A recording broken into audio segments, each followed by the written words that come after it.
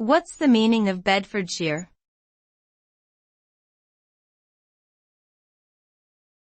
Bedfordshire.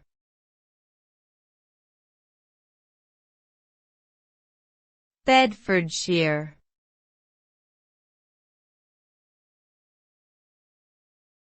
Bedfordshire.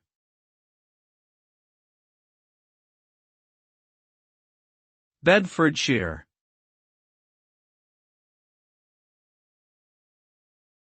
Bedfordshire is a county located in the east of England, with a population of approximately 667,000 people.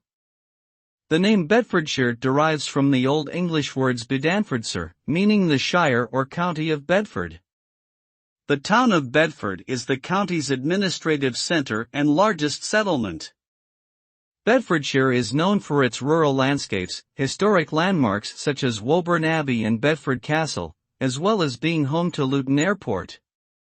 The county has a rich history, dating back to the Anglo-Saxon period.